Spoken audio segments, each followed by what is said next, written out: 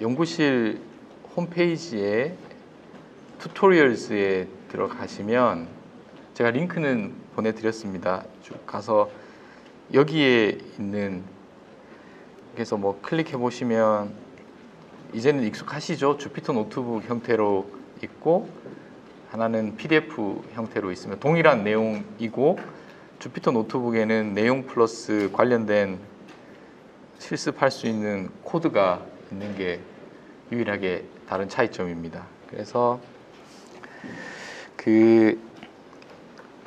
오늘은 제가 여러분들하고 실습을 여기서 하기는 좀 쉽지는 않을 것 같고, 좀 개념적인 것들 이야기를 좀 하고, 실습 관련해서는 조교가 그 콜앱을 통해서 뭐 간단하게 라인 바이 라인으로 설명을 못 드릴 것 같고, 블락 단위로 이게 어떤 의미인지, 그리고 실제로 돌려서 된다는 거 정도 보여드리는 정도로 하지 않을까 싶습니다. 그러면 한번 시작해 보도록 하겠습니다.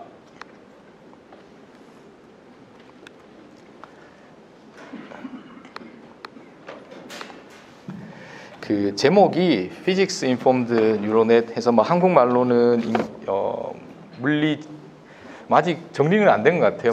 저는 계속 물리 기반 인공신경망 물리 기반 인공지능 딥러닝 이렇게 얘기하다, 또 최근에는 물리 지식 기반이라는 말이 좀 더 맞는 것 같아서 물리 지식 기반 인공신경망 또는 물리 지식 기반 인공지능 이렇게 이야기를 하고 있습니다.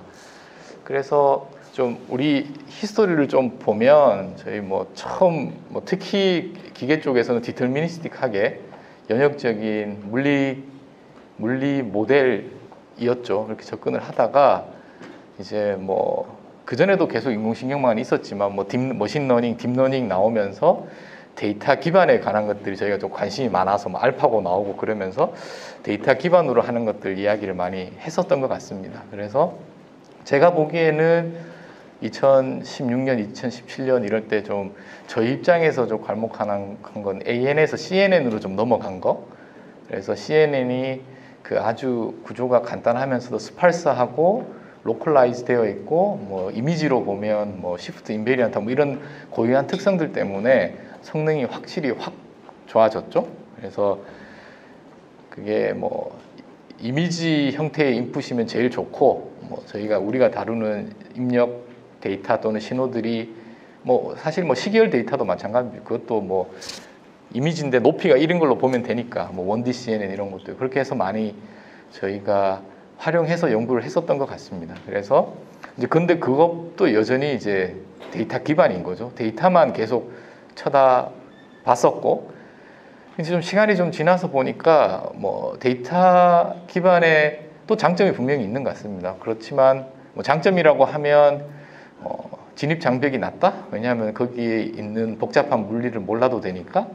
반대로 그걸 공부하는 시간에 좋은 양의 데이터를 충분히 취득을 한다면 딥러닝을 써서 좀 거기에 히든하지만 좀 보이지 않았던 어떤 패턴들을 뽑아준다든지, 그래서 어느 정도의 성능이 나오는 걸 만족을 저희가 했었는데, 이제는 또 시간이 좀 지나서 지금 이제 한 2022년 정도 돼서 지금을 보면 그래도 우리 물리하는 사람인데, 우리 기계공학 하는 사람인데 굳이 애써 우리가 잘하고 알고 있었던 것을 모른 척하고 데이터에만, 이것도 또 아닌 것 같아요. 그래서 나오는 게 지금 제목에 있는 것처럼 물리 가이디드 된, 여기서는 물리라는 게 꼭 우리가 말하는 유체역학, 4대 역학, F는 MA 그것뿐만 아니라 좀 더 브로드하게 저희가 포함하는 단어라고 보는 게 더 오히려 맞을 것 같습니다. 데이터 이외의 모든 것들이라고 그 규정하는 게 더 맞을 것 같습니다. 그래서 오늘은 어떻게 뉴럴 네트워크, 딥러닝에 물리를 집어넣을 건지에 대한 얘기를 좀 할 거고, 그 이야기는 베이스가 여기서 제가 ANN의 원리가 어떻고 CNN의 원리가 어떻고 그런 얘기는 하지는 않을 겁니다. 그래서 혹시 필요하시면 그런 내용들은 자료를 찾아보시면 충분히 많이 있기 때문에, 그런 내용들이 지금 베이스가 깔려 있다는 가정 하에 그 위에 피직스 인폼드에 관한 이야기를 좀 진행해 보도록 하겠습니다.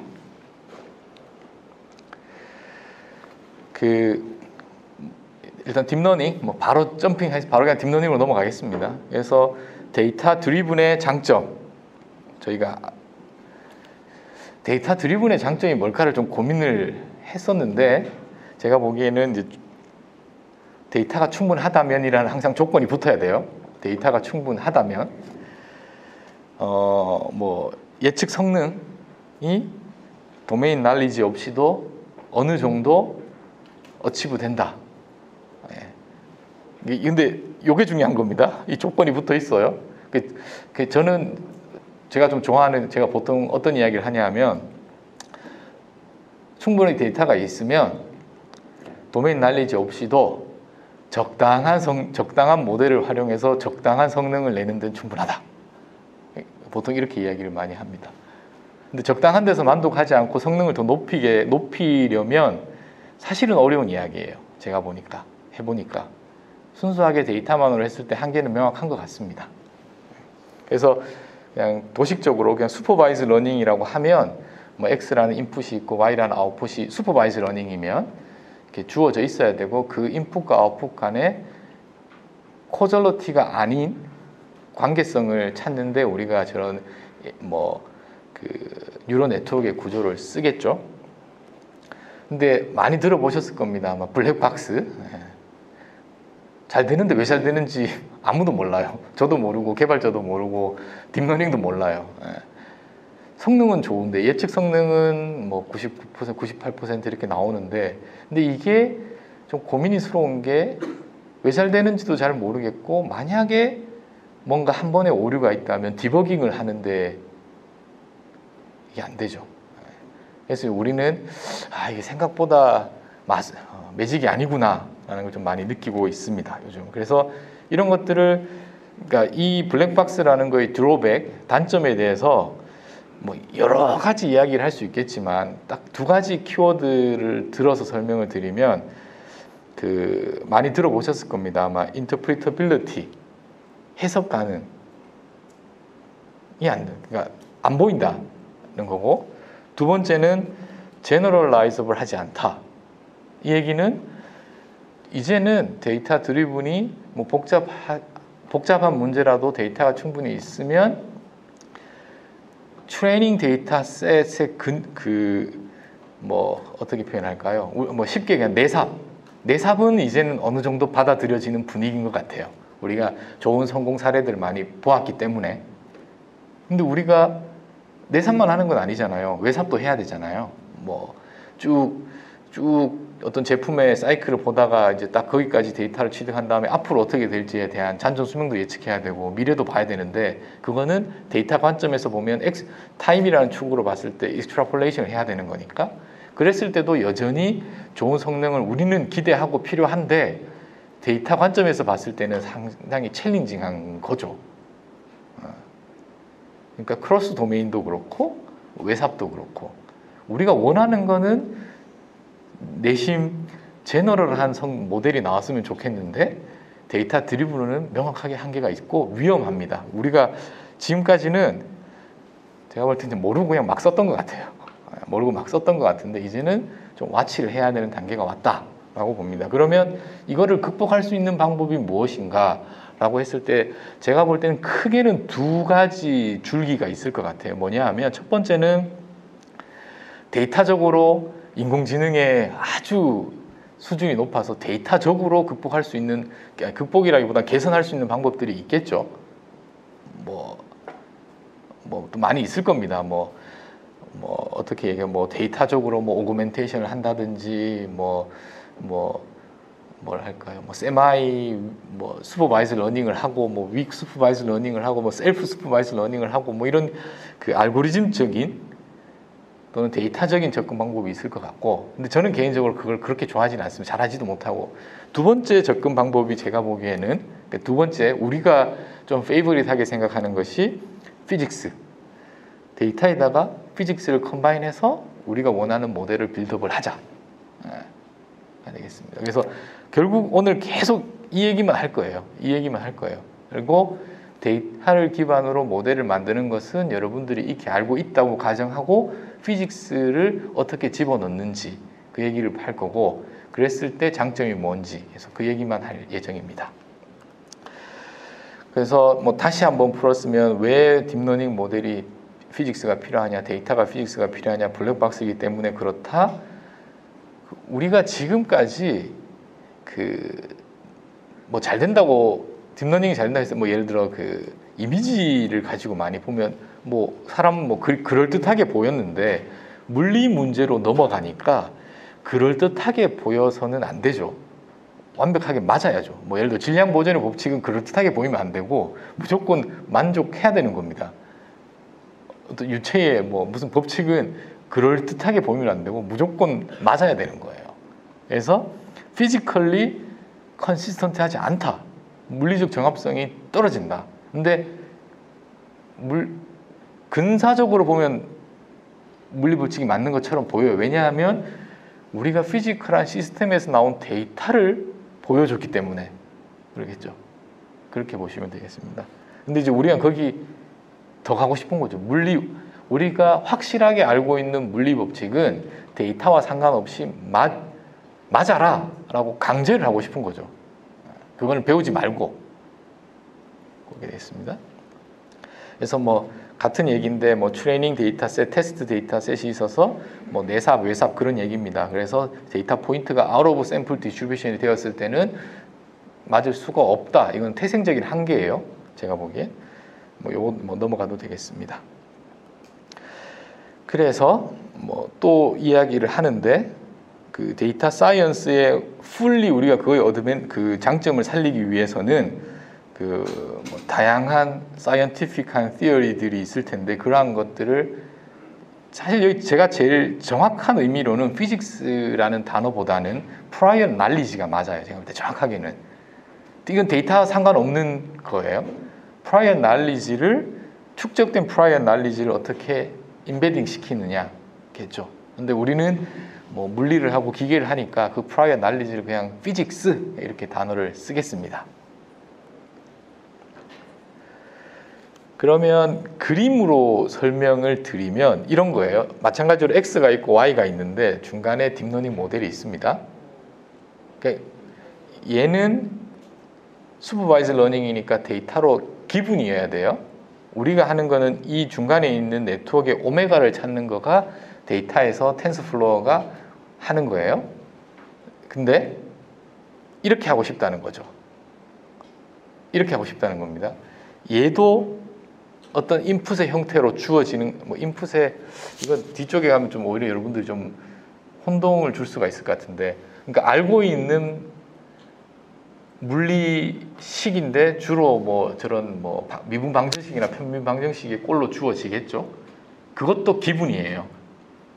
데이터도 기분이고 그걸 잘 버무려서 좋은 네트워크 모델을 만들어 보자가 피직스 인폼드고, 제가 보기에는 기계공학 쪽에서 좀 우리가 조금은 더 시리어스하게 고민을 해야 되지 않나라고 생각을 합니다. 이거를 제가 오늘 아침에 급하게 슬라이드를 몇 장을 추가를 했습니다. 그래서 지금 여기는 그 다운로드에는 없을 때 제가 그 좀 깔끔하게 그려서 다시 수정을 하겠습니다. 뭘 개념적으로 어떻게 설명을 드리고 싶었냐면, 저렇게 4개의 데이터 포인트가 주어졌다고 치죠. 4개의 데이터 포인트가 뭐 이게 뭐 100개가 돼도 되고 4개도 상관없습니다. 자, 저 4개의 데이터 포인트를 대표하는 모델은 그냥 순수하게 데이터만 있습니다. 아무것도 몰라요. 대표하는 모델은 뭐라고 우리가 생각하는 게 가장 상식적일까요? 저렇게 데이터 포인트가 4개가 있어요. 그러면 이렇게 될 거라고 생각하는 게 가장 상식적일 겁니다, 아마. 그리고 데이터 드리븐을 하면, 리그레션을 하면 이렇게 되겠죠. 됐죠? 그런데 우리가 데이터 드리븐에서는 저게 베스트예요. 만약에 우리 스프링 매스 하니까 저런 물리식을 따르는 시스템이라는 걸 데이터와 상관없이 알았다고 치죠. 그리고 저 빨간 점 4개는 어떠한 뭐 이렇게 딱 측정을 했을 때 측정치가 저렇게 4개가 된 겁니다. 그러면 우리가 미분을 하니까 오실레이팅을 하는 거야. 여기 뭐 댐퍼도 오실레이팅 한다는 걸 알죠? 제가 오늘 되게 소음 진동 학회에서 한다고 또 만든 예제를 아침에. 자, 그러면 일단 저 빨간색의 점 4개 포인트는 그대로 있고 오실레이팅 한다는 물리를 프라이어 날리지로 알았으니까 점선처럼 저렇게 생기겠죠. 근데 뭐 오실레이팅을 하는 건 알겠는데 예를 들어 앰플리튜드는 또 모르는 겁니다. 지금 우리가 알고 있는 지식으로는 또 저게 베스트예요. 그런데 지금 요 빨간 점을 데이터를 하나를 더 측정하던 또 아니면 뭐 우리가 그 미분 방정식에 말하는 뭐 바운더리 컨디션도 좋고 뭐 이니셜 컨디션도 좋고 또는 실험한 또 다른 포인트에 데이터 포인트 하나 더 있으면 이제는 얘걸로 딱 결정이 되죠. 이거 하겠다는 겁니다. 지금. 자, 그러면 다시 원래 문제대로 돌아갈게요. 이거를 내삽의 관점에서 보면 여기는 우리가 무슨 일이 일어날지 몰라요. 지금. 근데 데이터라 보면 저럴 거라고 예측하는 게 가장 상식적인 거고 이런 식이 있으면 그리고 이렇게 되면 요 내부가 이렇게 움직일 거라고 예측하는 모델이 지금 제가 가지고 있는 데이터와 물리적 지식으로는 베스트인 거죠. 그러니까 그 데이터가 측정되지 않은 데이터 포인트 간에 어떻게 그 안을 메꿀 거냐입니다. 그 관점에서 보시는 게 제일 그렇게 하면은 이제 충분히 피직스 인폼드에 대한 어떤 모티베이션 제가 충분히 드린 것 같습니다. 자, 그러면 이제 좀 큰 그림을 다시 좀 돌아가 볼게요. 여기는 뭐 ANN, CNN, RNN, GNN, GAN 이런 우리가 막 또 몇 년 전에 한창 이야기했던 딥러닝 모델들이 있는 거고 그래서 여러분들이 또는 저도 그렇고 지금까지는 주어진 엔지니어링적 문제들을 가지고 문제와 데이터의 형태를 봐서 어느 모델이 제일 좋을지 그리고 그 모델이 정해졌다면 그 모델을 더 튠업을 어떻게 한다든지 이런 얘기들을 계속 했었어요.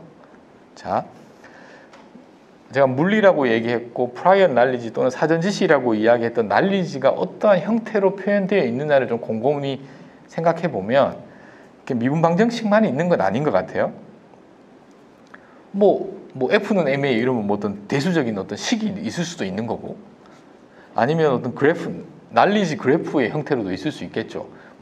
시스템이 이렇게 있는데 컴포넌트 단위로 보고 이 컴포넌트는 이 컴포넌트에 예를 들면 이렇게 시스템이 있는데 컴포넌트가 3개가 있어요. 근데 얘는 얘한테 영향을 주고 얘는 얘한테 영향을 준다.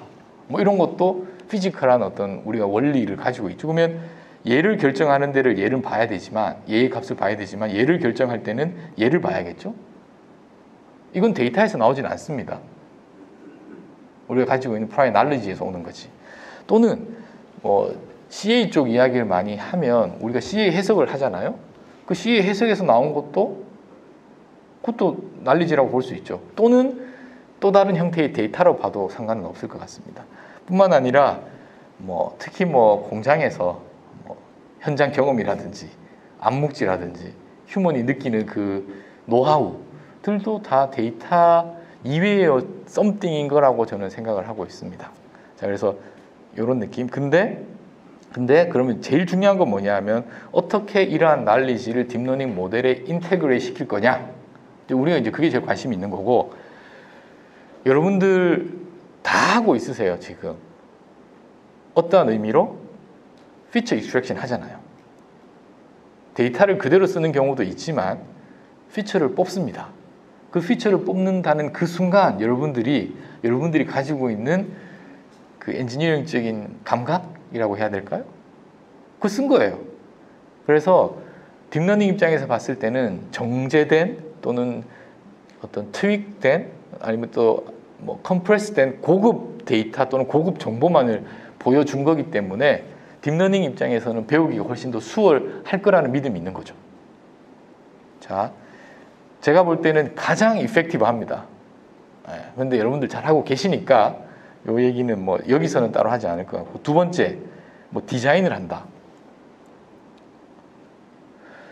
그냥 데이터가 들어오면 여러분들 ANN 할 거잖아요. 근데 이미지가 들어오면 CNN 할 겁니다. 이것도 여러분들이 가지고 있는 인풋의 형태가 이미지 또는 뭐 2D 또는 텐서라는 정보를 알고 있기 때문에 여러분들이 딥러닝의 구조를 바꾼 거예요. 구조를 바꾼 겁니다. 그래서 그걸 디자인이라는 제가 표현을 썼고, 또 하나 어떤 것이 있을 수 있냐면, 예를 들어 데이터가 이렇게 인풋 X인자들이 이렇게 있어요. 근데 그 레이어를 이렇게 쓰잖아요. 그러면 다 이렇게 엮을 거라고요. 그런데 만약에 저는 확실히 알아요. 얘와 얘는 서로 디커플 되어 있다는 걸 확실히 알면 이렇게 크로스를 시킬 필요가 없죠. 그냥 그대로 계속 세퍼레이트 가다가 뭐 예를 들어 마지막 끝단에 뭐 풀리 커넥트를 해서 연결시킨다든지 뭐 그런 것도 제가 보기에는 충분히 좋은 모델이라고 생각을 합니다. 자, 그리고 오늘 할 거는 ANN 구조의 미분 방정식의 지식을 가진 regularizing에 대해서만 설명을 드리겠습니다. regularization이라는 건 뭐냐 하면 좀 말이 좀 어려울 수 있는데 한국말로는 정규화라고 해서 regularization이 어떨 때 나오냐면 regression을 할 때 오버피팅이 뭐 클래시피케이션도 마찬가지입니다. 오버피팅이 일어나는데 너무 주어진 트레이닝 데이터셋에 충실한 거죠. 그래서 오히려 트레이닝 데이터셋이 아닌 테스트 데이터셋 또는 일반화 성능이 떨어지는 거예요. 그래서 우리가 regularization이라는 정규화 과정을 거치는데, 그걸 또 정규화 과정을 하는 방법은 여러 가지가 있습니다. 가장 일반적으로 제가 볼 때는 모델이 심플해야 돼요. 그런데 우리 이제 딥러닝 또는 머신러닝에서 어떻게 하냐면 그 로스 펑션 또는 오브젝티브 펑션에다가 학습을 해야 되는 코에피션트들을 너무 크지 않게 강제하는 방법이 있습니다. 그래서 이제 거기다가 그걸 이제 regularization term이라고 하는데, 그 기법을 쓸 거예요. 그 기법을 쓰겠습니다. 그래서 지금 뭐 알고 계신 분들은 뭐 오케이, 지금 좀 이게 뭐 regularizing이 뭔지 그건 지금 다음번에 이제 계속 그 예시가 나오기 때문에 이게 어떻게 들어가는지를 한번 보도록 하겠습니다. 자, 이제 제목이 바뀌었어요. 그 얘기는 뭐냐면 그 피직스가 데이터 드리븐에서 피직스가 가미되어야 된다는 거에 대해서는 제가 충분히 설득을 했다고 저는 이제 가정을 하고 이제 넘어가도록 하겠습니다. 자, 크게 두 가지 꼭지가 있는데 첫 번째 꼭지는 이겁니다. 뭐냐 하면 그냥 미분 방정식을 풀 거예요. 그냥 미분 방정식을 풀 겁니다. 우리 미분 방정식을 뭐 손으로 풀던가 아니면 뭐 CA를 해서 CFD를 해서 풀잖아요. 그거를 딥러닝으로 대체하는 걸 보여드릴게요. 먼저 그게 첫 번째입니다. 그냥 CA를 딥러닝으로 풀겠다. 여기에는 우리가 생각하는 측정된 데이터는 사용되지 않습니다. 그러니까 그냥 데이터는 제로예요. 일단은. 그래서 그냥 일단 그 피직스 인폼도 해서 이렇게 PD를 풀고 뭐 실험이나 측정을 통해서 된 추가적인 데이터를 더해서 두 개를 컴바인 하는 거가 두 번째 꼭지인데, 그 두 번째 꼭지로 가기 전 PD 문제를 또는 미분 방정식을 딥러닝으로 어떻게 푸는지가 먼저 선행이 되어야 되기 때문에 이걸 먼저 설명을 드릴 겁니다.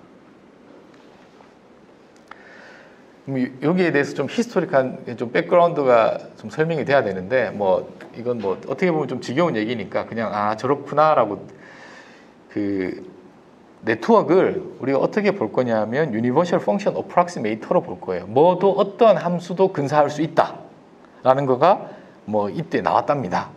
그래서 아무 펑션이나 다 뭐 표현을 할 수 있구나라는 거.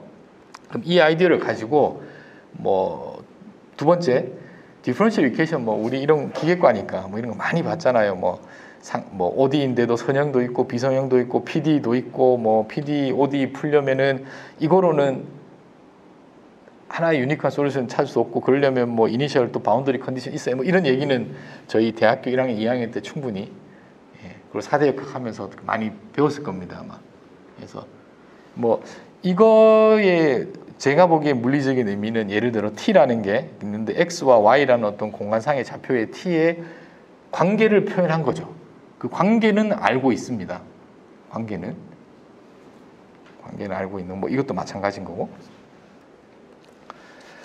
그래서 뭐 1990년도에 보면 제목 보시면 똑같은 거 뭐 인공신경망을 가지고 디퍼런셜 이퀘이션을 푸는 것 지금 최근에 나온 거 아닙니다. 1990년도에 벌써 나와가지고 연구가 많이 되었던 거고 다시 최근에 좀 재조명된다고 보시면 되겠습니다.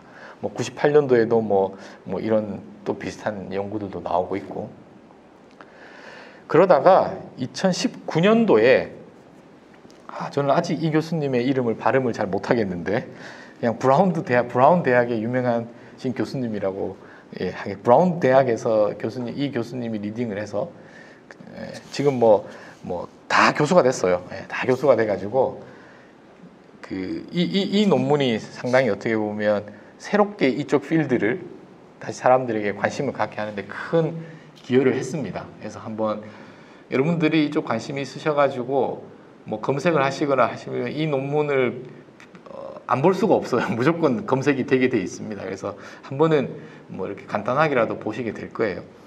그래서 보면 거기에 나오는 예제가 뭐 버거스 이퀘이션이라든지 뭐 나비엑스트 저는 기계과에서는 이 이퀘이션을 많이 본 적은 없는데 뭐 이런 그 피직스 인폼들을 하면 거의 뭐 벤치마킹하는 문제로 항상 나오는 예시입니다. 그리고 나비엑스토스는 저희는 뭐 유체를 하니까 많이 들어봤을 테고 그래서 뭐 이런 문제를 인공신경망으로 핀으로 풀었다 하는 2019년도 정도에 다시 사람들이 관심을 가지기 시작했다 정도로 보시면 되겠습니다. 그럼 이제 그 원리에 대해서 간단하게 설명을 드리겠습니다. 사실 이게 개념적으로는 제일 중요하고 다예요. 자, 다시 ANN을 가지고 PD가 있을 때 레귤러라이제이션을 통해서 물리를 집어넣겠다. 어떻게 집어넣는지 한번 보죠. 뭐 지금 요렇게 예를 들어 ANN 구조를 만들면 U라는 게 뭔지는 모르겠지만 그냥 X 그냥 이런 거예요. 이런 거를 내가 F라는 함수를 찾고 싶은 건데 그거가 인공신경망으로 모델링이 되었습니다. 근데 인공신경망은 Universal Function Approximate라고 했으니까 대충 근사하는 데는 좋은 거예요. 됐어요? 그리고 이제 데이터를 그래가지고 주어진 게 이 X와 T와 어떤 U와의 관계가 이러한 형태로 주어졌다고 치죠. 그러면 얘는 U 해시잖아요. 그러니까 학습을 하는 초기에는 엉터리겠죠. 근데 이터레이션 이제 뭐 딥러닝이 계속 이제 이터레이션을 통해서 점점 더 로스가 줄어들고 뭐 근사해진다 뭐 이런 얘기는 있으니까 그럼 초창기에는 당연히 엉터리일 텐데 얘를 여기 보면 시간에 대해서 한 번 미분한 거 x에 대해서 두 번 미분한 거는 그 미분을 쉽게 합니다. 우리가 손으로 한다기보다는 텐서플로우에서 이제 어차피 백프로포게이션에서 미분은 해야 되기 때문에 미분을 계산하는 거는 그렇게 어렵지 않을 거다라고 받아들이시면 돼요. 그러면 얘가 있고 얘가 있는데 처음에는 당연히 얘를 빼면 정답이면 얘가 이걸 만족해야 되니까 0이겠죠. 정답이면. 근데 정답이 아니겠죠. 그럼 그 값이 크겠죠. 그리고 바운더리 컨디션도 있을 테고 뭐 이니셜 컨디션도 있을 겁니다. 처음에는 엉터리면 그것도 틀리겠죠. 근데 우리가 여기 좋은 점이 계속 이터레이티브하게 계속 여기에 있는 오메가들을 업데이트를 시키니까 그 업데이트를 시키는 방법에 있어서 얘들의 차이를 줄이는 방향으로 오메가를 그레디언트 디센트 할 때 그 방향으로 가이드를 하면 되잖아요. 지금 방금 제가 한 이야기가 어차피 이터레이티브하게 여기에 있는 오메가들을 계속 업데이트를 할 텐데 지금 백 프로포게이션 이야기 하는 거예요. 근데 백 프로포게이션 할 때 우리가 로스 펑션으로 참조할 거가 이건 거죠. 이거. 그러면 계속 돌 겁니다. 뭐 이제 거기를 도는 게 여기를 계속 돌겠죠. 그러면서 얘 로스들을 줄이는 방향으로 갈 텐데 그러면 제가 왜 regularizations이라고 이야기했냐 하면 얘들이 결국은 이렇게 해서 뭐 제곱으로 로스 펑션 또는 오브젝트 펑션에 들어갈 거잖아요. 그러면 그게 regularization 텀처럼 보이는 거예요. 보이는 겁니다. 우리가 오버피팅이 됐을 때는 예를 들면 오메가 또 뭐 오메가가 작아야 된다. 여기는 핀에서는 이 물리 방정식을 만족해야 돼서 얘가 0으로 떨어져야 된다라는 거를 가이드함으로써 오버피팅을 피하고 제너럴라이즈하게 만드는 거죠. 요게 키입니다. 자, 그러면 로스를 줄이는데 네트워크가 이제 오메가를 잘 학습해서 로스를 줄이는 방향으로 학습이 되겠죠. 근데 0은 안 될 겁니다. 아마 뭐 충분히 작겠지만 그 얘기는 뭐냐 하면 완벽하게 0은 아닐 거예요. 아마 0에 가까워지려고 N은 쓰겠지만 됐나요? 저는 이제 이게 좀 찜찜한데 그래도 물리식을 가이드해서 최대한 그것을 따르는 방향으로 오메가를 이터레이티브하게 학습하는 정도로 얘를 보지 않는 것보다는 좋다 라고 이해를 하시면 될 것 같습니다. 혹시 요 부분이 사실 개념적으로는 끝이고 제가 이 컨셉을 가지고 계속 뒤쪽에서 예시들을 반복을 할 예정인데 혹시 이 컨셉에 관해서 좀 모호하거나 궁금한 사항들이 있을까요?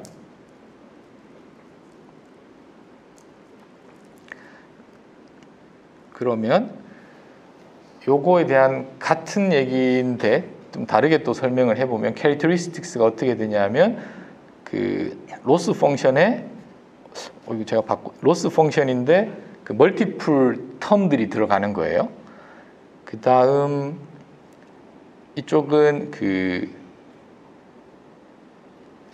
여기를 또 좀 요쪽은 또 좀 하나 더 말씀을 드리겠습니다. 우리가 그 CA에서 만약에 문제를 푼다고 하면 여러분들 들어보셨겠지만 격자를 해서 이렇게 메쉬 짜고 이렇게 하잖아요. 근데 지금 여기를 잘 들어보면 메쉬는 필요 없어요. 그 대신 뭐가 필요하냐면 또 헷갈릴 수 있는데 데이터도 필요 없다고 했어요. 데이터도 필요 없습니다. 여기서는 제가 말을 잘해야 되는데 콜로케이션 포인트라고 표현을 쓸게요. 뭐냐 하면 얘들을 이밸류에이션 하기 위해서는 X하고 T에다가 점을 뿌려서 그때에 얘를 이밸류에이션 해야 되잖아요. 그 포인트가 뭐 예를 들어서 시간이 이렇게 T가 있고 X가 있다면 이 빨간색들이 콜로케이션 포인트 랜덤하게 뿌리면 됩니다. 또 요 파란색은 어떻게 보면 이니셜 컨디션이겠죠. T가 0일 테니까. 그리고 이쪽은 바운더리 컨디션이 되겠죠. 그래서 이니셜 컨디션의 특정 점들을 뭐 랜덤 하든 내가 뭐 그건 뭐 디자인하면 됩니다. 그 값에서 이 루프를 도는데 사용해라. 바운더리 컨디션도 사용해라. 그리고 그 내부에 있는 이런 랜덤한 포인트에서도 이밸류에이션 해랍니다. 이거는 데이터는 아니에요. 그냥 콜로케이션 포인트입니다. 이게 사실 조금 용어가 좀 모호하긴 한데 저는 뒤쪽에서 데이터는 실제로 실험을 통해서 측정되거나 뭐 예를 들면 또 뭐 CA에서 나온 시뮬레이션 그 결과 값을 데이터라고 하고 그건 정답이라고 제가 칭하겠습니다. 여기서는 콜로케이션 포인트를 뿌려서 그러니까 이거는 주어질 필요 없어요. 사전에 알 필요도 없고 그냥 그걸 가지고 얘를 돌린다라고 보면 되겠습니다. 그래서 메쉬 프리인 거는 맞아요. 메쉬 프리인 건 맞습니다. 메쉬가 필요 없어요. 그리고 이런 큰 흐름을 보기에 이 같은 2021년에 네이처 리뷰스 피직스의 논문에 수식 없습니다. 그냥 그 상위 레벨에서 앱스트랙트한 개념적으로 설명을 하는 거기 때문에 여러분들 한번 읽어보시면 좀 이쪽 경향이라든지 동향이라든지 좀 돌아가는 걸 좀 감을 좀 잡을 수 있을 것 같아서 한번 읽어보시라고 권하고 싶습니다. 그래서 거기에 보면 뭐 이런 거 가지고 잘 된다를 계속 보여주고 있어요. 잘 된다를 계속 보여주고 있습니다.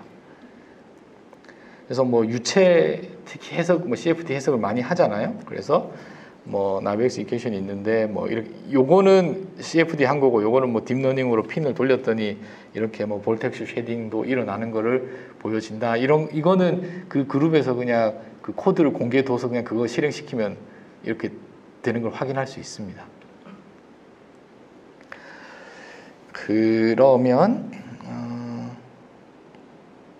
요거는 제가 다시 좀 돌아와서 설명을 드릴게요. 자, 그래서 이제 예시를 쭉 하기 전에 이제 좀 이 스터디 뭐 제가 뭐 만든 내용은 하나도 없습니다.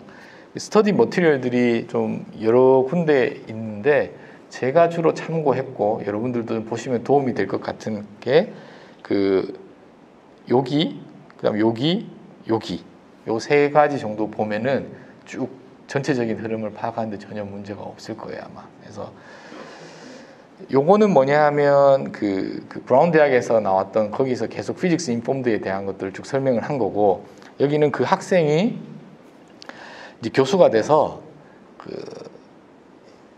뭐로 들까요? 뭐 사이킬런 같은 어떤 라이브러리 또는 모듈을 만들어 둔 거예요. 그래서 DeepXD라고 해서 이제 핀을 쓰려면 쉽게 쓸 수 있는 거죠. 쉽게 이렇게 클래스화해서. 그래서 요거에 대한 다큐멘테이션이고 저희도 모든 예시를 요걸 가지고 하겠습니다. 요걸 쓰니 뭐 이게 뭐 도미넌트해서 그런 것도 아니고 그냥 시작을 할 때 문법이 쉬워서 그런 겁니다. 근데 동일하게 문법이 쉽기 때문에 우리가 건드릴 수 있는 게 또 많이 제약이 있을 수 있겠죠. 그래서 여러분들이 시작은 여기로 하되 만약에 여러분 문제에 핀을 써보고 싶어서 그러면 나는 아랫단에서 뭐 이런 걸 좀 건드리고 싶은데도 못 건드릴 수도 있어요. 그럴 때는 좀 더 공부를 하셔가지고 여기 안에 들어가서 건드리시든지 아니면 여러분들이 좀 코딩을 해야 되는 그런 경우도 있습니다. 근데 하여튼 저희는 오늘 강습회고 입문이기 때문에 뭐 모듈이라고 할까요? 예. 그리고 세 번째는 여기 지난주에 저희가 찾은 건데 저희도 쭉 보다가 몰랐었는데 엔비디아에서도 이쪽에 대한 어떤 큰 디렉션 방향성을 보고 있는 것 같더라고요. 그렇게 해서 모듈러스라고 하는데 그냥 이름은 그냥 DeepXD와 거의 그냥 같은 거라고 보시면 될 것 같습니다. 그래서 엔비디아에서도 사용할 수 있게 만들어 뒀는데, 그래서 저희도 아직까지 모듈러스를 해서 코딩을 해본 적은 없고 거기에 있는 다큐멘테이션만 이렇게 쭉 훑어본 정도입니다. 그래서 추후에는 이것도 좀 더 살펴보고 저희가 좀 의견이 있으면 또 드리도록 하겠습니다. 그러면 엔비디아 이야기를 잠깐 하면, 엔비디아는 오늘 제가 이야기하는 핀을 어떻게 보고 있느냐 좀 궁금한데 거기 이렇게 정리가 되어 있더라고요. 제가 알기로는 옴니버스가 이렇게 약간 메타버스 쪽 관련된 건데 엔비디아에서 밀고 있는, 그러면서 여기 있는 디지털 트윈이랑 핀을 좀 많이 엮어서 지금 비즈니스나 또는 세일즈를 하려고 하는 것 같습니다. 그래서 보면 뭐 버추얼 팩토리, 근데 지금 약간 당황하실 거예요. 왜 지금 피직스 인폼도 이야기하다가 왜 갑자기 뭐 메타버스, 디지털 트윈, 뭐 또는 뭐 스마트 팩토리, 버추얼 팩토리 이야기가 나오느냐? 근데 저는 그 링키지가 있다고 봐요. 그거는 핀에 관해서 좀 설명을 드리면 여러분들도 좀 가능성이 있겠다 하고 좀 설득이 될 것 같은데, 일단 그렇게 당연히 3D 게임 시뮬레이션 이런 물리 현상 시뮬레이션 하는데도 핀이 사용되겠죠. 그래서 디지털 트윈 관련돼서 지멘스 에너지랑 같이 협업을 해서 예시가 여기 보면은 다운타운 줄이고 메인터넌스 하고 이걸 디지털 트윈으로 했다 이렇게 광고를 하고 있습니다.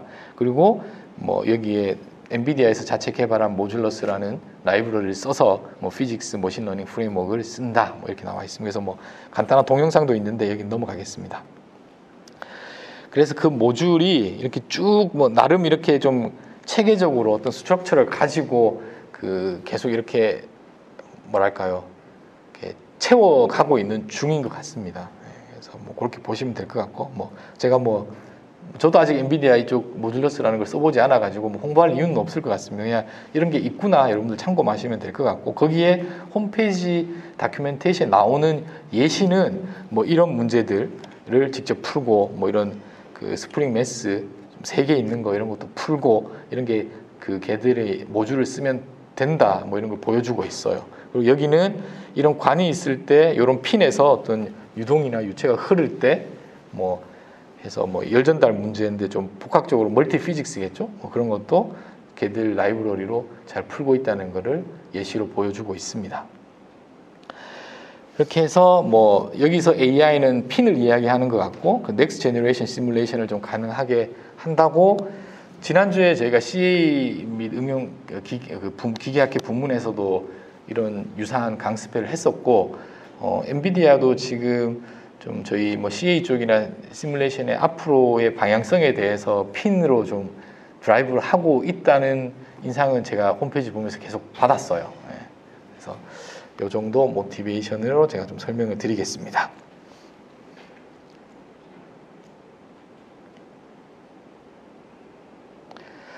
자, 그러면 제가 딱 50분 하고 10분 쉬고 이렇게 진행을 하겠습니다. 혹시 제가 좀 그냥 그 상위 레벨에서 이제 지금 보시면 이제 다음 시간부터 뭐 이런 뭐 예시도 하고 이제 코딩도 할 거예요. 이제 방금 제가 그 설명드렸던 그 피직스를 인베딩 시키는 그 아키텍처를 써서 한 정확하게는 잘 모르겠는데 한 6가지 정도, 개수는 잘 모르겠지만 이제 한 6가지 정도의 예시들을 계속 동일한 형태로 반복을 할 텐데, 그 전에 혹시 좀 개념적인 거에 관해서 혹시 질문이 있을까요?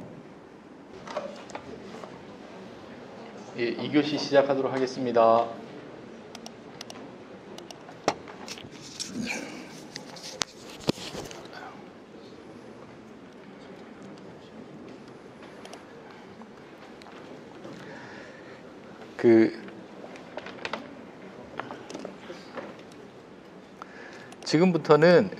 지금부터는 제가 그 1교시에 말씀드렸던 그에 대한 계속 반복되는 그 예시를 보여드릴 예정입니다. 그래서 제가 그 문제를 잠깐 설명을 드리고 조교가 실제로 코딩 어떻게 되는지 블록 단위로 설명하고 코드 한번 실행시켜보고 그런. 근데 저희가 좀 예시도 좀 스토리를 있게 만들었기 때문에 좀 보시면 그런 관점에서 좀 봤으면 설명을 드리도록 하겠습니다.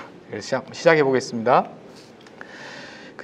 제가 핀에 관해서 그 2가지 관점에서 봤으면 하는데, 첫 번째는 그냥 PD 솔버, 그다음 PD 솔버에다가 데이터 2개 더하는 건데, 아직은 여기 계속 이쪽 이야기하고 있습니다. 그래서 이쪽에 해당하는 그 예시를 좀 설명을 드리는 단계가 먼저라서 그냥 PD를 손으로 풀지 않고 그 뭐 수치 해석을 쓰지 않고, 그러니까 우리가 아는 그 전산역학을 쓰지 않고 딥러닝으로 어떻게 푸는지, 그러니까 PD 그 솔버를 대체하는 새로운 엔진이라고 보시면 될 것 같습니다. 첫 번째 같이 그 다뤄볼 예시는 요거예요. 요걸 한번 풀어보겠습니다. 요거는 이제 저희가 이제 잘 되는지 안 되는지를 알아야 되니까 정답을 알아야 되는 걸로, 그리고 가장 쉬운 걸로, 그리고 우리 소음 진동이니까 사인 코사인이 나오는 게 좀 맞을 것 같아서, 이거 풀면은 코사인 나오는 거고 뭐 이니셜 컨디션 있으면 해서 정답은 이겁니다. 그래서 이 경우에는 정답을 저희가 알고 있어요. 정답을 알고 있고, 그러면 이제 한번 모델을 한번 고민을 해보죠. 오늘 질문 중에 모델을 어떻게 짜야 되느냐라고 했었는데, 일단 여기 우리가 알고 있는 거는 요거 2개예요.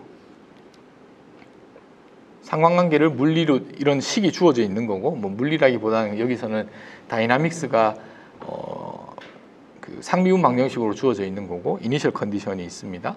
그러면 인풋은 t, 그리고 아웃풋은 U. 이건 정해지는 거예요. 그리고 중간에 레이어 하나에다가 뉴런의 개수를 32개로 했습니다. 왜 32개냐? 아무 이유 없이 그냥 한 거예요. 뭐 아무 의미 없습니다. 이게 최적인지도 뭐 관심도 없어요. 그냥 32개를 하는 예시를 보여드리겠습니다. 그러면 여러분들이 가셔서 뭐 이걸 5개로도 해보고 100개로도 해보고 해보시면 되는 거예요. 그러면 이제 요거가 나올 텐데 여기 시간에 따라 미분하는 텀이 필요하니까 U 햇을 가지고 시간에 따라서 미분을 하겠죠. 그거랑 t를 알고 코사인 2파이는 우리가 다 계산할 수 있는 거니까 요거를 뺀 거를 줄이는 방향, 이게 MSE는 mean square error라고 해서 제곱해서 줄이는 겁니다. 로스를 0으로 만들려고. 또 이니셜 컨디션이 있으니까 U에 t가 0일 때랑 1이랑 1이니까 값이 같아야 되겠죠.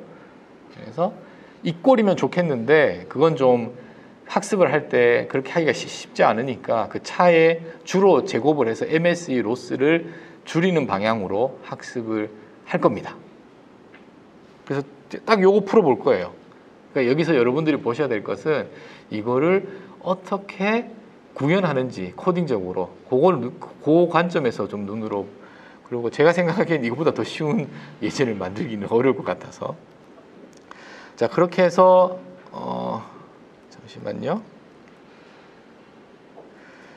잠시만요.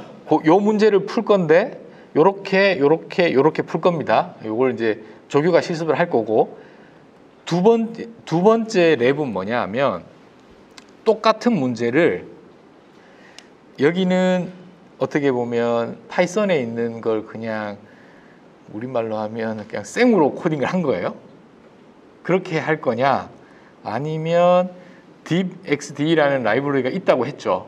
그래서 그걸 가지고도 한번 동일한 문제를 풀어 보겠습니다. 그러면 얘가 뭐 이렇게 핀에 좀 할 수 있게 뭔가 좀 만들어졌을 테니까 얘의 문법을 익히는 예시가 되겠습니다. 뭐 결과는 사실 뭐 똑같겠죠. 예. 그렇게 해서 똑같은 문제를 여기는 이쪽은 deepxd 계속 요렇게 비교할 겁니다. 이렇게 비교해서 문법이 좀 다른데 결과는 비슷하더라. 그 예시를 한번 같이 실습을 통해서 살펴보도록 하겠습니다. 네, 지금부터는 이제 실습을 한번 진행을 해보도록 하겠습니다. 네, 그래서 저희가 이제 콜앱 환경으로 좀 준비를 했고요.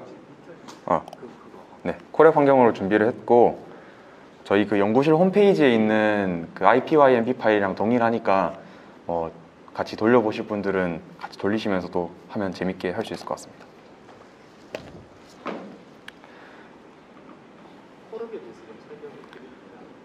네, 콜앱에 대해서 잘 모르시는 분들도 계실 것 같아서 조금 설명을 드리자면, 이제 저희가 이제 뭐 딥러닝을 풀거나 할 때 GPU 계산이라던가 뭐 그런 파이썬 환경이 좀 필요할 텐데, 그런 것들이 이제 구글에서 무료로 어느 정도 좀 서비스를 제공하는 플랫폼이라고 보시면 되고요.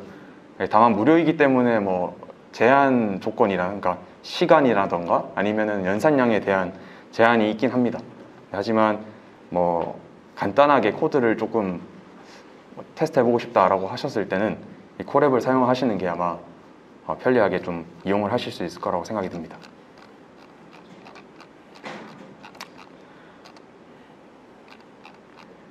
네, 그래서 이제 저희가 지금 풀어볼 문제는 이 DU/DT는 코사인 2파이 t라는 아주 심플한 ODE이고요.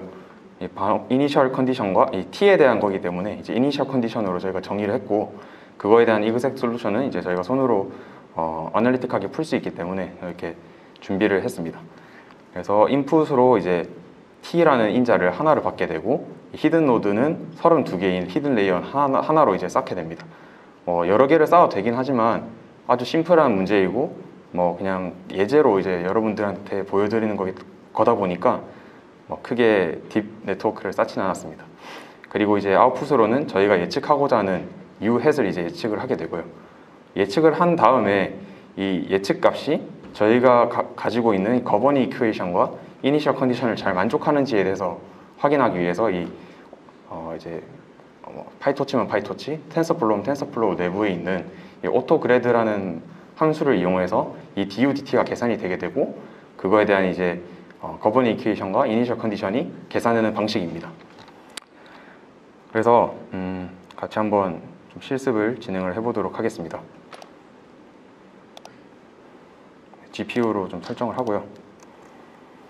뭐 라이브러리를 임포트하는 거는 그렇게 크게 중요한 건 아니니까 금방 넘어가도록 하겠습니다. 그래서 이 앞서 설명드린 이 문제를 이제 뭐 텐서플로우 2죠. 케라스 기반으로 한번 짜보려고 하는데요. 파이토치를 쓰시는 분들은 파이토치 기반으로 하셔도 동일한 이제 결과를 얻으실 수 있습니다. 그래서 이제 텐서플로우 모델스라는 그 함수를 써가지고 저희가 앞서 구성한 인풋 노드 하나랑 아웃풋 노드 하나 그리고 히든 노드가 32개인 뉴럴 네트워크를 이렇게 구성을 하게 되면은 아주 손쉽게 뉴럴 네트워크를 이렇게 만들 수가 있고요. 저희가 이제 뭐 흔히 사용하는 아담 옵티마이저를 이용해서 러닝 레이트는 0.001 정도로 이제 좀 설정을 해보겠습니다. 그리고 여기서부터 조금 이제 이 미분이 들어가는 함수가 나타나게 되는데 저희가 뉴럴 네트워크가 예측한 어떤 값을 t에 대해서 미분을 해야 되기 때문에 이 보이시는 것처럼 이 OD 시스템이라는 함수를 만들고 인풋으로 t랑 저희가 설정한 네트워크를 이제 입력으로 받게 됩니다. 그럼 이제 이 t를 t를 이제 tf 컨스탄트로 정의를 한 다음에 이 tf.gradient tape이라는 문구가 나오는데 이 텐서플로우 같은 경우는 이제 그레디언트를 계산하고 난 다음에 항상 버리는 식으로 진행이 되기 때문에 저희가 이제 이 그레디언트를 갖고 있어야 du dt가 계산이 되거든요. 그래서 테이프로 붙여놔라 뭐 약간 그런 의미에서 tf.gradient tape이라는 이거 루프 내에서 t에 대한 그레디언트를 와치해라 라는 식으로 이제 문법이 구성이 되게 됩니다. 그래서 네트워크에 t라는 걸 입력으로 줬을 때 u라는 아웃풋을 저희가 받게 되고요. 이 du dt를 이제 이 u에 대한 t에 대한 그레디언트를 미분을 함으로써 du dt를 계산을 하게 됩니다. 이런 식으로 이제 뉴럴 네트워크에서 어떻게 편미분을 하는지에 대해서 조금 이해를 하실 수 있을 거라고 생각이 듭니다. 그래서 저희가 이제 du dt를 구했으니까 du dt에다가 저희가 거버닝 이퀘이션을 갖고 있는 마이너스 코사인 2파이 t를 해주면은 이게 이제 ODE 로스가 되겠죠. 그리고 이니셜 컨디션 로스는 이 t가 0일 때 이제 값이 1인 거에 대한 로스다 보니까 이제 이니셜 컨디션 로스는 이거 예측한 값에서 1을 뺀 값이 됩니다. 전체적으로 토탈 로스를 이제 민 스퀘어 에러로 저희가 계산을 하게 되고요. 이렇게 되면 이 함수 자체는 입력 t를 받고 네트워크를 받았을 때 뉴럴 네트워크의 어떤 토탈 로스를 계산해주는 그런 함수가 구성이 되게 됩니다. 그래서 이제 저희가 이제 로스를 계산하는 함수를 설정을 했으니까 한번 네트워크를 학습을 시켜 보겠습니다. 그래서 뭐 이터레이션 횟수는 약 6,000번 정도로 했고요. 여기서 보이시는 것처럼 트레인 함수 t, 즉 콜로케이션 포인트를 이제 np.rand라는 함수를 써가지고 30개의 포인트를 이제 랜덤으로 추출했다고 보시면 됩니다. 그래서 ODE 시스템 아까 저희가 정의한 그 함수를 이용해서 콜로케이션에 대한 뉴럴 네트워크의 트레인 로스를 계산하게 되고 그거를 이제 백프로파게이션을 통해서 뉴럴 네트워크가 학습이 되게 됩니다. 저희가 이제 1000번 정도마다 트레인 로스가 어느 정도 나오는지 한번 살펴볼 텐데요. 이렇게 진행을 하게 되면 지금 저기서 지금 트레인 언더 t 잠깐만 저기 보면 네. 랜덤 30개 곱하기 위해서 이제 x t의 레인지가 0에서 2라서 곱하기 1을 하는 거고, 그러니까 30개의 콜로케이션 포인트를 랜덤하게 뿌렸다는 것입니다. 그러니까 저거는 데이터가 아니에요. 그냥 콜로케이션 포인트죠. 그래서 학습을 할 때 그 포인트에서 이밸류에이션을 해서 이밸류에이션 한다기보다 그 포인트의 값을 가지고 로스를 계산해서 오메가를 업데이트하는 데 써라라는 겁니다. 그래서 저건 엄밀한 의미에서는 우리가 지금까지 썼던 데이터 그 데이터는 아니라서 그냥 오늘은 그걸 콜로케이션 포인트로 그냥 분리해서 제가 단어를 쓰겠습니다. 네, 그래서 지금 이제 그 랜덤하게 뿌려진 콜로케이션 포인트들에 대한 이제 피직스 로스가 이렇게 나오게 되고 어느 정도 좀 수렴이 됐다라고 생각이 들기 때문에 한번 저희가 0에서 2 사이에 100개의 어떤 포인트를 테스트를 한번 해보겠습니다. 네, 보이시는 것처럼 저희가 아주 간단한 네트워크로 좀 쉽게 한번 풀어봤는데 이 빨간색이 이 뉴럴 네트워크가 예측한 모델이고 예측한 어떤 그 값 정답지이고 이 까만색이 저희가 이제 어널리틱하게 알고 있는 true한 값입니다. 그리고 여기서 보이시는 이 까만 점들이 저희가 아까 랜드 함수를 써가지고 30개의 랜덤한 포인트로 뿌렸던 이 콜로케이션 포인트가 되겠고요. 이 점들에 대한 어떤 피직스 로스랑 이니셜 컨디션 로스를 계산을 해서 이제 이 빨간색을 예측을 했다라고 생각을 하시면 됩니다. 그래서 지금부터는 이제 똑같은 내용인데 deepxd라고 하는 이제 파이썬 라이브러리를 이용해서 한번 동일한 문제를 풀어보도록 하겠습니다. 그래서 이 deepxd 같은 경우는 PINN을 푸는 데 있어서 좀 되게 간단하게 접근할 수 있도록 도움을 주기 때문에 저희가 이제 실습 예제를 좀 만드는 데 있어서 좀 사용을 했고요. deepxd를 사용하셔서 본인의 문제에 좀 적용을 하셔도 좋고 그게 아니라면은 조금 더 복잡하게 파이토치나 텐서플로우를 쓰셔서 PINN을 푸셔도 상관이 없습니다. 그래서 동일한 문제를 구성을 할 거고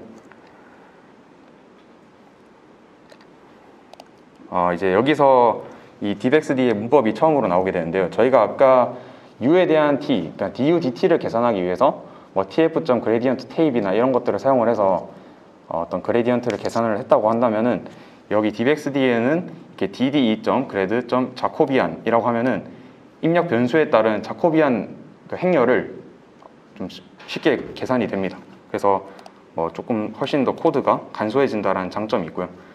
그래서 DUDT를 이 코드 한 줄로 바로 계산을 할 수 있기 때문에 ODE 시스템에 대한 로스 값을 DUDT 마이너스 코사인 2파이 t 이렇게 동일하게 구성을 할 수가 있습니다. 그리고 마찬가지로 바운더리 컨디션 또는 이니셜 컨디션에 대한 값도 이 deepxd를 사용을 하면은 좀 간단하게 설정을 할 수가 있는데요. 여기 보이시는 것처럼 np is close라는 값은 이 t 저희가 설정한 t0 값이 여기 두 번째 나와 있는 값이랑 가깝냐라는 거에 대한 어떻게 보면 true false를 뱉어내는 함수입니다. 그래서 저희가 이 함수에 들어가는 t의 t가 이니셜 컨디션이 적용되어야 되는 0에 가깝다고 하면은 이 리턴 값이 true가 되게 되고 이 추후에 이니셜 컨디션에 대한 어떤 ODE를 적용할 때 이 바운더리 함수가 적용이 되게 됩니다. 그리고 지오메트리를 정의를 해줘야 되는데 풀고자 하는 지오메트리가 나중에 2차원이나 1차원인 경우에는 이 지오메트리를 2D 또는 1D 이렇게 적용할 수 있겠지만 저희는 지금 이제 0에서 2 사이에 그냥 타임 도메인에 대한 해석을 할 거기 때문에 이 dd.geometry.time 도메인이라는 함수를 사용을 할 거고요. 아까 말씀드린 것처럼 이니셜 컨디션은 이제 바운더리라는 값이 true일 경우에 t라는 변수가 들어왔을 때 값을 이제 1로 뱉어라라는 그런 문법으로 이제 적용이 되게 됩니다. 여기서 좀 처음 보시는 분들은 헷갈리실 수가 있는데 deepxd에 어떻게 보면은 좀 문법이다 보니까 조금 받아들이시면은 쉽게 이해를 하실 수 있을 거라 생각이 듭니다. 그리고 true solution 같은 경우는 저희가 정답지를 알고 있는 상황이다 보니까 어널리틱하게 이렇게 적어둔 것이고요. 만약에 true solution을 모르는 상황인 경우에는 이 함수를 굳이 설정을 하지 않으셔도 무방합니다. 그래서 최종적으로 저희가 이 dd.data.pd라는 이 함수 내부에 저희가 풀고자 하는 지오메트리, 그러니까 여기선 타임 도메인이 되겠죠. 그리고 거번 이퀘이션, 그리고 바운더리 컨디션 또는 이니셜 컨디션을 넣어주게 되고 여기서 이제 넘 도메인이라고 해서 이 도메인 내부에 콜로케이션 포인트를 얼마나 뿌릴 건가, 몇 개를 뿌릴 건가에 대한 이게 이제 입력 인자로 들어가게 됩니다. 그래서 저희는 동일하게 30개를 뿌릴 거고 이 바운더리에는 2개 정도 뿌리겠다. 그리고 솔루션 같은 경우는 저희가 정답지를 알고 있기 때문에 이렇게 설정을 한 거고요.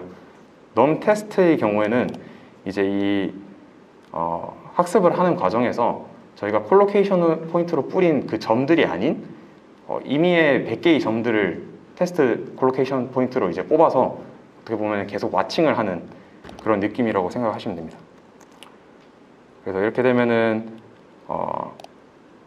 문제에 대한 정의가 모두 끝났고요.